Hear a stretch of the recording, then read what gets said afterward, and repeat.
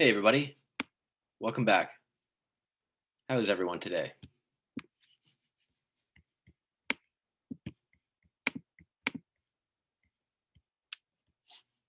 Are we doing well? Oh, great, Giovanni. I'm happy to hear that. I'm good too. Thank you. Thank you, Efren. It's been a good day. I'm very excited because, as always, we get to talk about interesting topics, and that's always fun.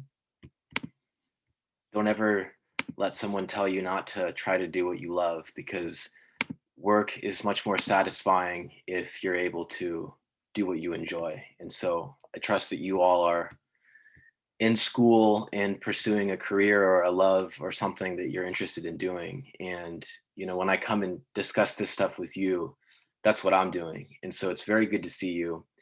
And I want to start today by returning to this set of figures that I showed you on Monday. And the reason these are so useful is because they don't just capture the key actors in the different types of systems that we discuss, but they also show the relationships and the power relationships and how the power is distributed between them. And on the left here with the parliamentary system, we know that the electorate votes for the legislature, and the resulting legislative majority then produces the prime minister and cabinet. So it's the legislature that picks the executive in a parliamentary system. In a presidential system, the voters vote for the legislature as well as the executive. They vote directly for both. And it's the electorate that chooses both the legislature and the executive, or the president, consequently. Now, this is a neat way of differentiating between these two systems because it shows very clearly that voters have different roles and responsibilities in the two systems. In a parliamentary system, we only vote for the legislature. In the presidential system, by contrast, we vote for both the legislature as well as the executive. And moreover, we're voting for just the president in the sense that the cabinet that the president chooses really only provides advice. They don't have a co-equal role in decision making in the way that the cabinet ministers do in a parliamentary system. And so this is a way for us to think about power relationships and to think about institutions and to think about how democracy is set up when it comes to those two authoritative democratic institutions, the executive and the legislature. And I actually want to pose a question to you via a poll. And I put this to you at the end of class on Monday. But I think that it's useful for us to actually just do a poll and see where everyone comes down, because I'm wondering if that set of figures changed your opinion regarding what system is more or less democratic. And specifically, you'll remember that I had asked you a series of questions. Is parliamentarism or presidentialism more democratic in terms of the concentration of power, in terms of survival and governance, in terms of the formation of the government? Now, I want you to answer this same question again, and I want you to just talk about or think about whether your opinion has changed since seeing that set of figures. And so I'm going to go ahead and launch the poll, which I'm doing right now. And I want to go back to this and show you and see where you come down.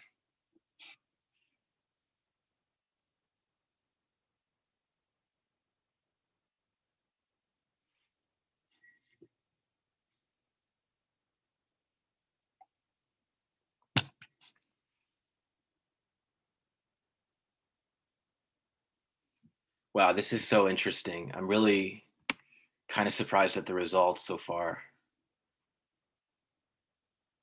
Like, I wondered if there might be something like this, but I didn't expect this. Still have quite a few votes out, so it might still change, but this is why I use these polls. Still have 7 votes out. Wow, I'm stunned.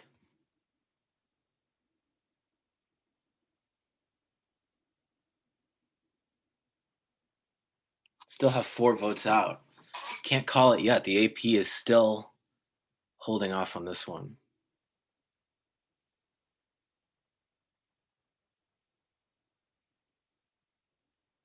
Got a few of you still out.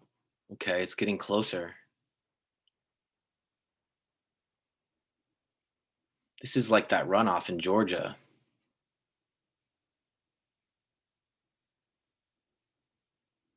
Got a couple votes still out. I think folks might be still thinking about this.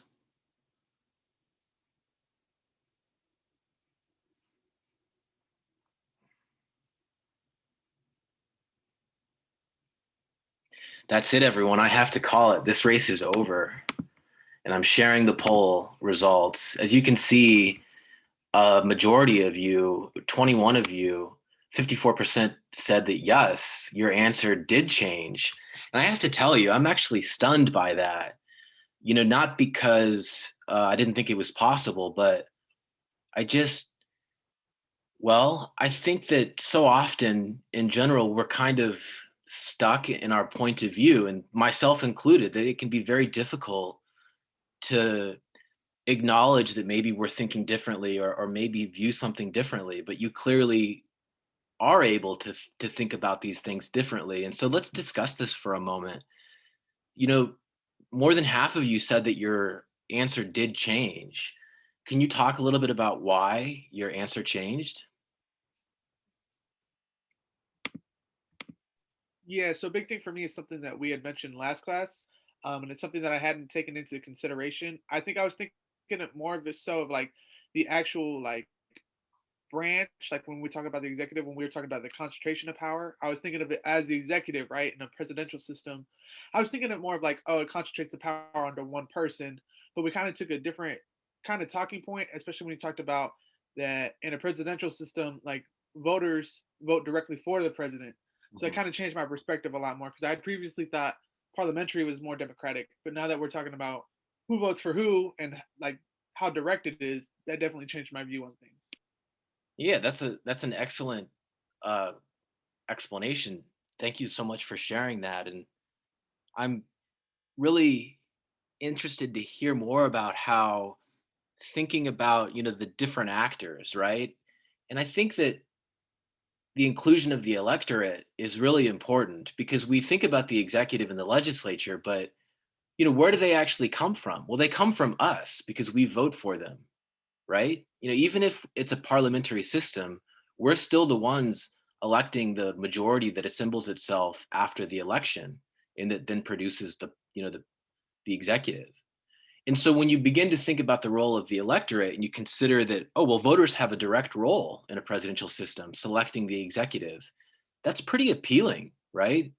And it's pretty transparent as well compared to the parliamentary system in the sense that, you might be voting for a party in a parliamentary system and have no idea what kind of prime minister would be anointed by that party. Whereas in an executive or a presidential system, you at least know who the candidates are, right? In addition to the fact that you're voting directly for them and not, simply for a party or something like that. Uriel says, on paper, the presidential model sounds like the best, but the parliamentary system results in more democratic governments if you look at the democracy index. Interesting, Uriel. So your perspective was initially presidential system, and now you've switched to parliamentary system. That's interesting to me. That's also notable because you're suggesting that looking at these figures, you're actually swayed away from presidential and more towards parliamentary. I'd be curious to see what it is that caused you to switch at the democracy index. So maybe you're paying attention to like the Freedom House scores or the quality of the democracy, and that's an interesting and important way of thinking about it too. I get the sense that a lot of you switched from parliamentary to presidential. Is there anyone else who would like to comment Can about? I Yes, Can I please. comment on what I wrote in the chat? So I actually was for the parliamentary, so I haven't changed my mind on it. Like considering the figure, the presidential system does sound more appealing because of you get to vote directly for the executive. But yeah, like I was thinking about the index that you showed us in previous classes, and it seems like more presidential systems, for example, like in Latin America, have less democracy than the parliamentary systems of like Western Europe. Mhm. So I'm not like aware of like the full scope of how parliamentary compares to presidential in terms of how democratic they are. But I feel like the parliamentary, in my opinion, does sound more democratic in the sense that you're voting like for the legislature. So like you're voting for the people that are in the legislature, so you already kind of know who is going to perhaps be in the executive. And in the executive, it might be someone who's outside of the legislature. That could be some individual who perhaps not many people consider the best fit for the position. In a presidential system, you still know who you're voting for or who might be in the executive, and you actually would know better though than you would in a parliamentary system, right? So I hear you. One question I have is, if we put aside what we know about how well politically these different types of systems perform in reality, and we just think about the hypothetical, the abstract, is there a reason to argue theoretically that one might be more democratic than the other? So, for instance, to make it more concrete, if I told you that, well, we might be able to better understand the Latin American cases if we add that they have less experience with democracy. And if you control for experience with democracy, maybe the difference goes away. Then the comparison of the parliamentary to the presidential systems becomes more difficult to sort out based upon performance. Um, so just to play devil's advocate, right, to kind of think about some of these different items, and normally also to add, in a parliamentary system, normally the legislative majority produces a prime minister by selecting from among the from among the elected or the legislative members or those who are in the actual parliament. And so normally it's the legislature that literally produces the executive. And so just some important things to keep in mind.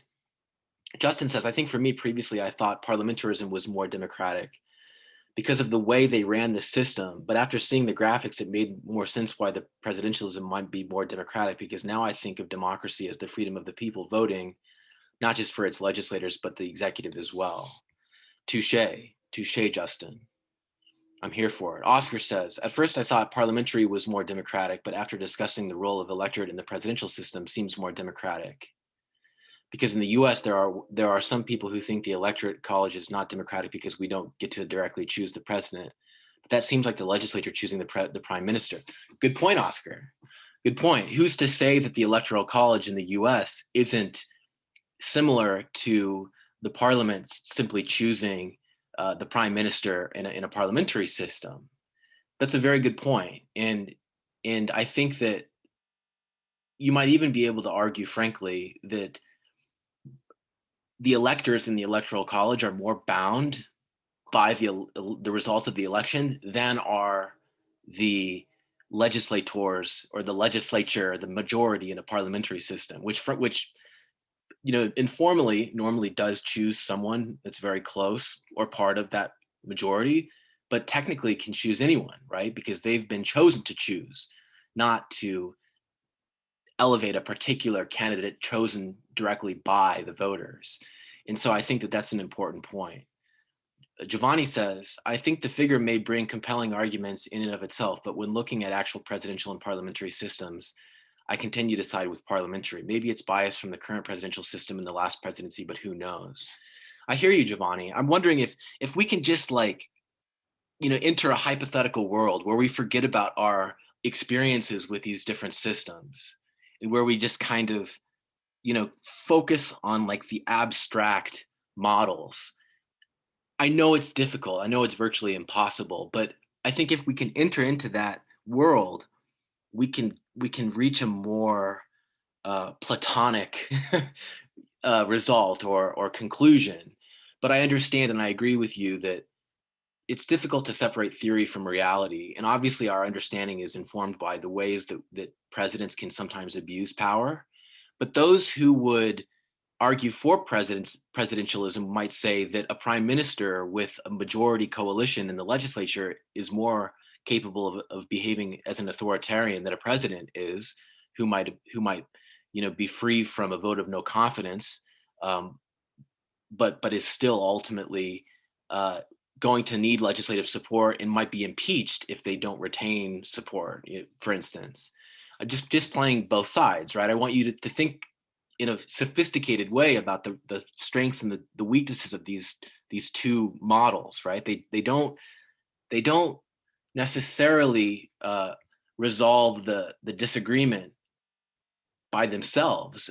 I think that when you look at these models and you think about these characteristics of the systems, it actually becomes more complicated, right? We get to a point where suddenly it doesn't seem as simple and straightforward, and we have a variety of different considerations. Efren says, I did not change my vote since I view presidential system as more democratic. Voters, like you said earlier, have options to elect a president and legislatures. It ensures that voters know that their interests are being represented in the legislative and executive branch. Checks and balances are important as well because no single branch has an advantage over the other.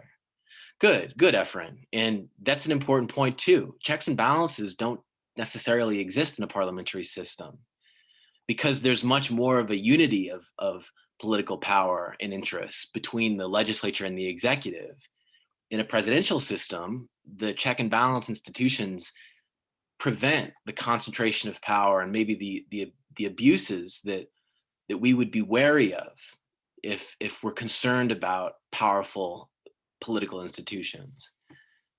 Tyler says, I continue to believe that parliamentarism is more democratic. However, it depends on the basis of party systems and voting systems. For example, I believe a two-party presidential system would not be as democratic or representative than a multi-party parliamentary system with seats from all parties in the legislature. Okay. I hear you, Tyler. So Tyler, you're thinking about, well, how many parties do we have forming the coalition in that parliamentary system? If we have a variety of parties who might have to work together and it might reach a sort of cooperative collective goods agenda that would include a range of different interests, maybe we have a more democratic outcome. Interesting. It's worth considering, Tyler, that some parliamentary systems like Japan, for example, are essentially one-party states, right? This is a place that continues to vote for, I believe, the Liberal Party, a single party, and they've controlled the parliament and the executive for decades. And so in this circumstance, a lot of the normal distinctions that we draw between parliamentarism and presidentialism might go out the window, because many would argue, and many indices of democracy would actually categorize Japan as a semi-democracy or an illiberal democracy because they don't have a transfer of power from one party to another. Tyler makes a good point when he highlights that, look, there might be other institutional considerations beyond simply the difference between parliamentarism and presidentialism. So this is a really useful way for us to think about this. And as you can see already, the distinction between presidentialism and parliamentarism becomes more difficult, especially if we're evaluating their consequences for democracy. And if we're thinking about, say, the distribution of power, the roles and the responsibilities, or the capacities of the different actors, including the electorate, there are questions that we might ask about whether presidentialism is more democratic or parliamentarism is more democratic based upon different considerations. But this distinction between presidentialism and parliamentarism is really sort of an oversimplification, because there are other forms of democracy, and one other form that sits in between presidentialism and parliamentarism semi-presidential democracy. And this is what we might also refer to as hybrid democracy. And this is one where the government depends on a legislative majority and on an independently elected president to exist. Yeah, that's right. This is sort of like a third way. We have both an independently elected president voted for and elected by us, the electorate, and we have a executive or a prime minister or an executive or a government specifically that depends on a legislative majority. We have both of these side by side. That's right. We have two executives in one. And this makes it a little bit more complicated, but it also creates more layers of authority that might be put to use to prevent brash decision making or undemocratic outcomes. And as you'll see, semi-presidential democracies are less common, but they also are in some ways, more interesting because they include more actors and they have more potential for conflict or disagreement, especially when different parties control the two parts of the executive simultaneously, which is what we refer to as cohabitation. But we'll see that in the example of France here in a moment. So let's talk about a semi-presidential system before we eventually step back and do more of an analysis and think more analytically about these systems. So in a semi-presidential system, there's a sharing of executive power, a distribution of executive power between a president who is directly elected and a prime minister who is appointed by the president or is directly elected. In most cases, as you will see, the prime minister is appointed by the president who names someone from the party that received a majority in the legislative election or the coalition that formed after the election. In other words, most semi-presidential systems do have the parliamentary component and the presidential component, although in some cases, both the prime minister and the president are directly elected. Now, the president is directly elected, may appoint the prime minister, can dissolve the parliament, and has general responsibility for state affairs, like foreign affairs and defense, and has emergency powers. Now, what I want you to notice is that these are a lot of the same responsibilities that the executive has in a presidential system, where, for example, in the United States, the government, as represented by the president, can use emergency powers under circumstances of a certain kind. It has general responsibilities for defense, public administration, etc. Notice, though, that in a semi-presidential system, the president is vested with the power to dissolve the parliament under circumstances of a loss of confidence or a loss of support or the rejection of the executive's agenda or the prime minister's agenda or the defeat of a bill introduced by the prime minister. The prime minister, on the other hand, is going to be responsible either to the president or to parliament or both. In that situation where the prime minister is responsible to the president, it usually is the case that the president is responding to the legislative majority. And so the president can dismiss the prime minister, for example, if the prime minister loses the support of the parliamentary majority or experiences a legislative defeat. Now, there's variation from country to country, and every system is a little bit different. And so it's hard for us to say that there's any pure type. And there are some changes and some variations that can really matter. But in general, these are some of the broad strokes. Now, the prime minister appoints a cabinet, usually from the legislative ruling party or coalition. And even though the prime minister appoints that cabinet, generally speaking, it represents or resembles the composition of the ruling coalition or the ruling party. And so prime minister still doesn't have as much influence as, say, the president in a presidential system. Now, the cabinet with the prime minister, which comprises the executive, has special responsibility for legislating in domestic and day-to-day affairs, and generally speaking, functions as the government. Only about 20 examples of these exist, and they've increased in number, especially recently, because they were adopted by many of the new democracies in Eastern Europe since 1990. And they're disproportionately represented in Eastern Europe, but there also are some in mainland Europe, or the Western Europe, I guess. And one of the best examples is France. And we'll look at the example of France here in a moment. But before we get there, we need to pause and we need to add a new figure to our collection of figures representing the actors and power relations at work in the different forms of executive legislative relations. So we've got our parliamentary system and our presidential system, both of which we've looked at already. To that, we add our semi-presidential system.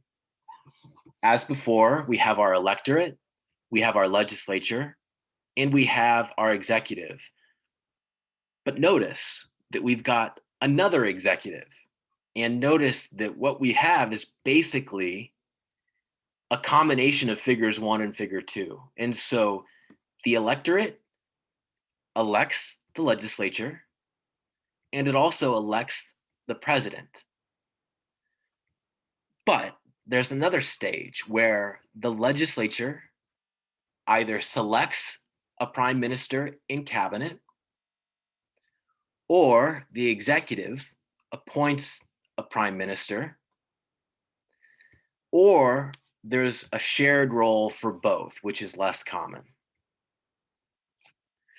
As you can see, a semi-presidential system is different from a presidential and a parliamentary system because we have 2 executives. We don't have 2 legislatures, we have 2 executives. And that means then that there's another layer of authority, another layer of decision-making, and there's another veto player, so to speak. Decision-making in the policy process are both more complicated in a semi-presidential system, because you have, for example, the possibility that voters will elect a president from one party and then a legislature from another party. And the legislature anoints a prime minister and cabinet from that party that is opposite the party of the elected president. That is a situation that in the case of France has been referred to as cohabitation, but that can happen everywhere. And that is an example of how policymaking can become more complicated under certain circumstances in semi-presidential systems. In general, we have the addition of another veto player, is what we would say. Now, before we continue, does anyone have any questions about this semi-presidential system? Is the figure that we have here, figure 3, does that help to clarify that additional executive?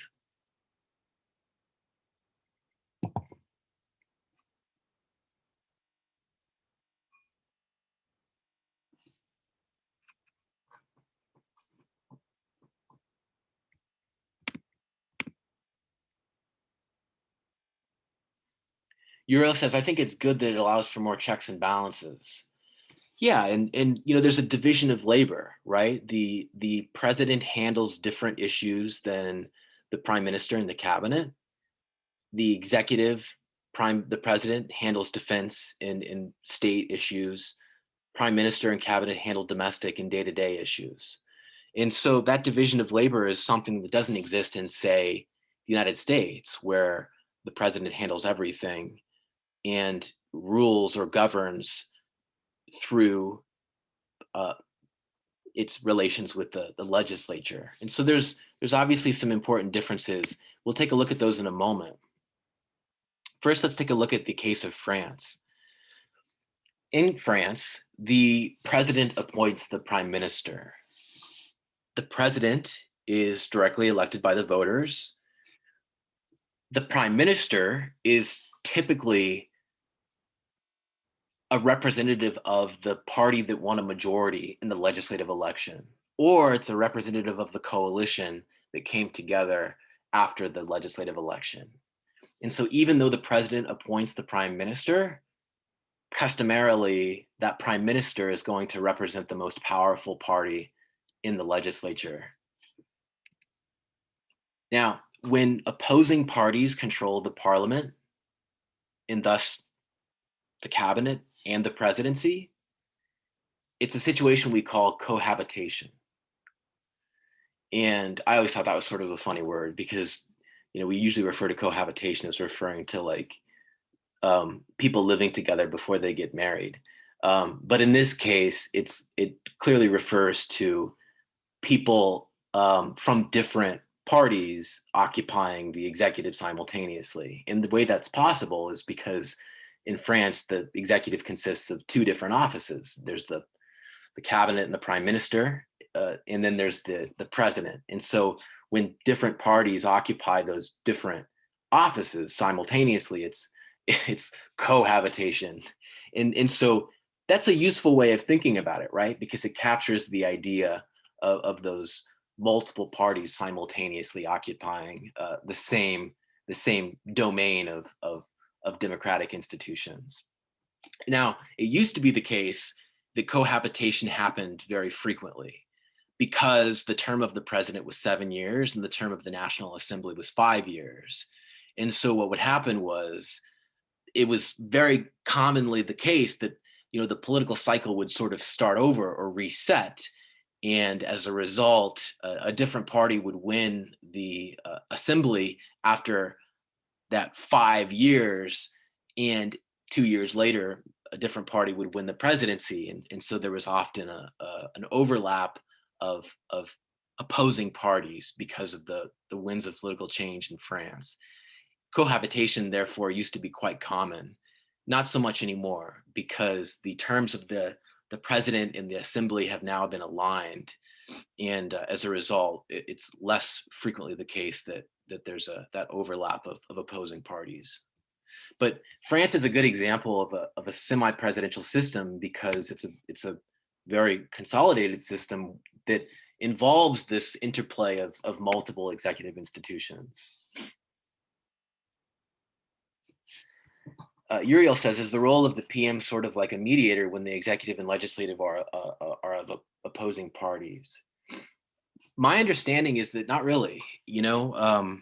Normal politics sort of still apply in the sense that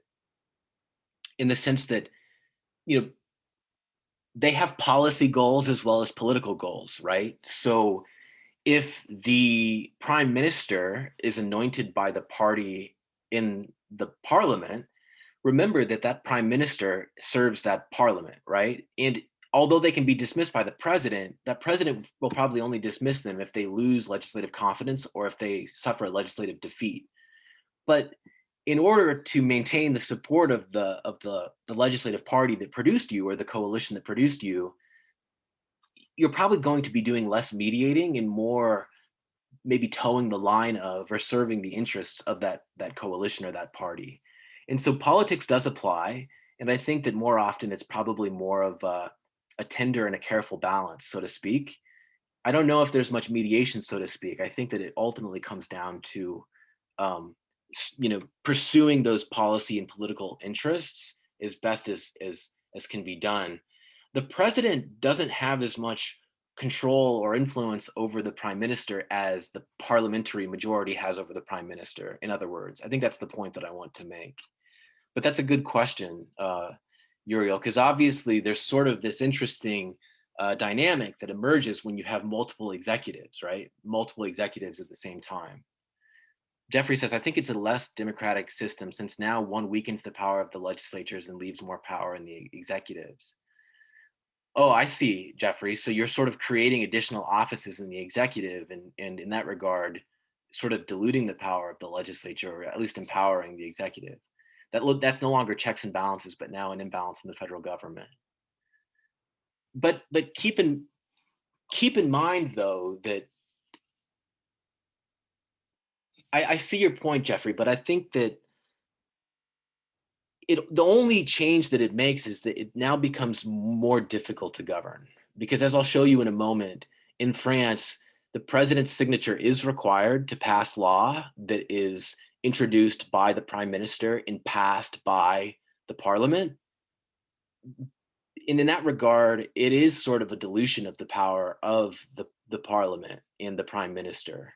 It is. That's certainly true. Um, but it doesn't actually, you're right, Jeffrey, you're right. It does. It puts more power in the hands of the executive to reject something passed by the prime minister and the parliament. But remember too, though, that the prime minister is also part of the executive, right? So I think it's more complicated. And the president can't introduce legislation. That's another important point. So there's something else to think about when you include that part. But you're more or less correct, Jeffrey. And I think that this is a good and interesting thread to take up, the question of how much formal authority exists in the system, when we make it a semi-presidential system as opposed to a parliamentary or an executive or a presidential one. Tyler says, are they both heads of state and heads of government, or do they have separate responsibilities? So as we'll see in a moment in a video I want to show you, the president is the head of state. The president is sort of like a symbolic monarchy, but they have real power to veto legislation. Well, hold on. There's more to it. The prime minister is the head of the government, right? They're the ones who handle legislating and the introduction of the legislative agenda. The executive can veto that agenda. They're the head of the state, and they handle defense and military affairs. You're basically right, Tyler. Let's go ahead and watch a video, though, that helps to clarify this and talks about the case of France and gives us more detail. So, what's up with France? They have a powerful president, like in the United States, and also a prime minister, like in the United Kingdom. France has what is called a semi-presidential system of government. In many ways, the president of France acts both like the Queen and a US president. Like the US president, the president of France is elected. But like the Queen, he is only the head of state, not the head of government. That's the prime minister. The French president does have to approve bills for them to become laws, like the Queen and the US president. Although he cannot veto a bill like the US, his role is not just a symbolic stamp of approval like the Queen's. The president of France can slow down legislation. He can either send it back to Parliament for reconsideration, but they can just pass the bill again with a simple majority, or he can send it to the Constitutional Court for review, kind of like the Supreme Court in the US. But this court reviews laws before they're even enacted. If everything checks out, then the president must sign it. Now, what about the prime minister we talked about? Well, he is appointed by the president, much like the Queen appoints a prime minister. It is usually the leader of the majority party or someone who can command a majority in parliament to form a government. The prime minister and his government deal with day-to-day governance of France and concern themselves with domestic policy, while the president deals with national security and concerns himself with foreign policy. In contrast, the Prime Minister of the UK and the President of the US deal with day-to-day governance, national security, and both domestic and foreign policy. The French President is the head of the armed forces like the Queen and the US President, but the title is not symbolic like the Queen's. The French President does command the armed forces and is the only one who can order a nuclear strike like the US President and the UK Prime Minister, although the latter is technically not the head of the armed forces. So, what if you want to get rid of these people? Barring any illegal methods that could scar a nation for generations, the only way to remove a US president is through an impeachment process by Congress. The French president, until recently, could not be removed from office, but in 2007, the French parliament passed a law allowing for a US-style impeachment process that could remove the president. And what about the prime ministers of France and the UK? Well, They, along with their governments, can be removed by a motion of no confidence, which in effect triggers an election for the whole parliament. And finally, the Queen cannot be removed.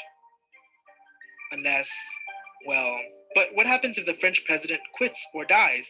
He doesn't have a vice president like in the US, nor can the presidency be passed down to his son like the Queen.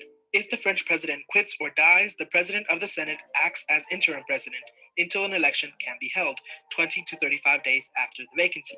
Note, he does not become the president of France. He's just a placeholder until the election. So, although the president of France has less power than the president of the US and less ceremonial duties than the Queen, he is the most powerful president in Europe, especially when compared to republics like Ireland, whose president, although elected, performs a ceremonial role much like the Queen of the UK. And speaking of royalty, the French president is also the co-prince of Andorra, a role he shares with the Catholic bishop of that country. If you like this video, give it a thumbs up and subscribe for educational videos every Thursday. So that's France. France is semi-presidential. And as you can see, all the same functions exist and are performed. It's just that the dispersion of executive authority across two offices means that the president handles some of those and the prime minister handles some of those. And it means that France is very different than, say, the United Kingdom or the United States. The semi-presidential system is unique, and it creates more executive authority, and it disperses that authority more so than in those other systems, as Jeffrey points out. But it also means that it creates more veto players, right? And it creates more of the potential for maybe policy to be rejected or dragged down, and that could be beneficial or not beneficial depending upon the circumstance. Jeffrey asks, what made France correct their constitution to impeach the president? I wonder why they never had that process to begin with. I don't know. I don't know that much about impeachment in France. It's a good question, but I'm not able to answer it. So, at this point, we've encountered the three main types of executive legislative relations. These abstract types help us to understand and classify most democracies in the world. And not just that, but differentiating between these types sets us up to evaluate them and analyze them and consider their strengths and weaknesses and their merits and their drawbacks. And more specifically, whether some are more prone to break down than others, or if some are more prone to stable, orderly transitions of power than others, and so on and so forth. And we'll address some of those issues later this week and going on in the rest of this course. Before we get there, let's summarize how we classify these democracies and some of the key heuristics that we use to classify them. We've seen how to present them and depict them in terms of the relationships. Now let's talk about the key questions that we would ask if we were to go about classifying democracies. In the first place, we ask the following question. Is the government responsible to the legislature? And if the answer is no, it's a presidential democracy. If the answer is yes, then we ask, is the president, or excuse me, is the head of state popularly elected for a fixed term in office? And if the answer is no, the system is a parliamentary system. And if the answer is yes, it's a semi-presidential system. The answer is because in a parliamentary system, the head of state is also the head of government, and that is the prime minister. And that prime minister answers to the parliament and therefore does not have a fixed term. They can go just as fast as they came in if they lose the confidence of the parliament or suffer a legislative defeat. In a semi-presidential system, the head of state is the president. The head of government is the prime minister. The president, as the head of state, is elected for a fixed term. the prime minister, as the head of government, is not. And so this is a very simple way for us to distinguish between and categorize and classify these different types of democracies. And this also, notice, very helpfully captures the role of voters in the electorate. Let's take a look at the frequency of these different types of democracies between 1946 and 2008. You'll notice that the single most common type is a parliamentary system, which normally has been as many as twice as many semi-presidential systems, and maybe two-thirds as many, or a third as many, two-thirds more than semi-presidential presidential systems, excuse me. Notice that the percentage of democracies by type, it began to change a little bit more recently when countries increasingly adopted presidential systems and semi-presidential systems, but parliamentary systems still represent the single largest proportion, which is about 50% at present. Presidential systems, as you know, are mostly located in Africa and in Latin America and the Americas. Parliamentary systems are disproportionately represented in Europe. Semi-presidential systems are mostly in Eastern Europe.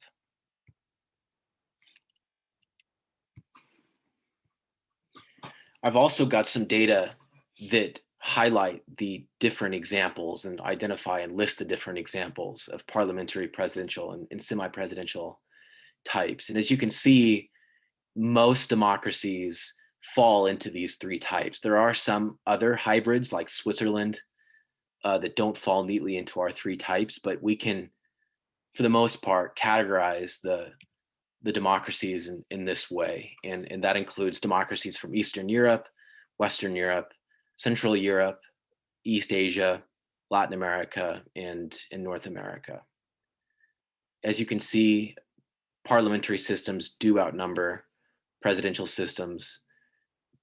And one of the frustrating things is that parliamentary systems and presidential systems tend to be concentrated in the same regions.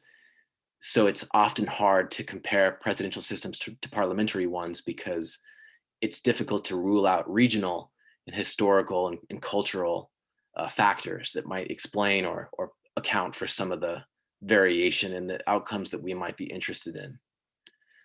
But this is the data, and these are the cases that fall in these different categories. And at this stage, I'm wondering if you have any comments or questions about the way that executive legislative relations are organized in these different systems. Do you have a view or a preference regarding parliamentary, presidential, or semi-presidential systems? Do you think that semi-presidential systems are more or less democratic than parliamentary systems, or is there anything about a semi-presidential system that makes it more democratic than, say, a presidential system, or is it less democratic? I'm curious what your point of view might be after we've discussed this so thoroughly.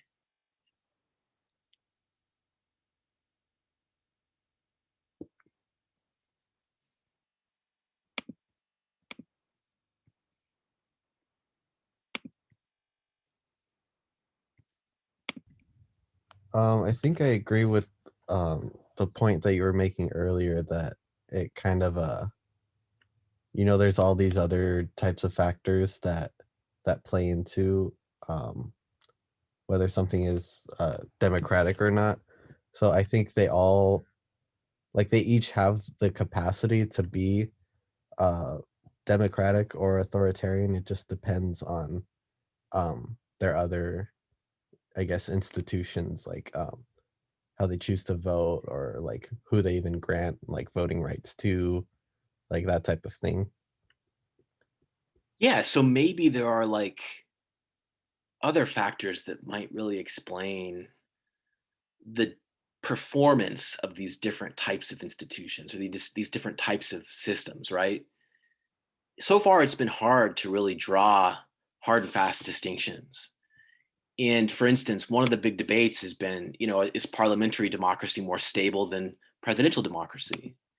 And early on, it looked like it was, but more recently, newest evidence suggests that no, they're actually pretty similar. And when you account for like democratic experience, factors like the influence of the military, region, and historical factors, some of the variation between the types of systems goes away. And so it is complicated, and it doesn't seem to be settled by any stretch. I'm going to read some of these contributions. Jeffrey says, so the prime minister in the semi-presidential system cannot veto a bill. Correct, and you can explain a bit more on the veto process in the semi-system. Well, remember that in a parliamentary system, the government, as headed by the prime minister and the cabinet, they're the ones who introduce legislation. So they govern from the top down. They do serve the legislature in the sense that they must retain the support of the legislature, but they don't actually respond to initiatives introduced by the legislature itself. That is more commonly the case in presidential systems, where it can be the case that both institutions can introduce legislation. And so in a parliamentary system, it's not actually the prime minister that would do the vetoing. It would be the president who would veto a bill that was introduced by the prime minister and the cabinet and approved by the parliament. And so in a parliamentary system, the vetoing would be done by the legislature. In a semi-presidential system, the vetoing would be done by the president.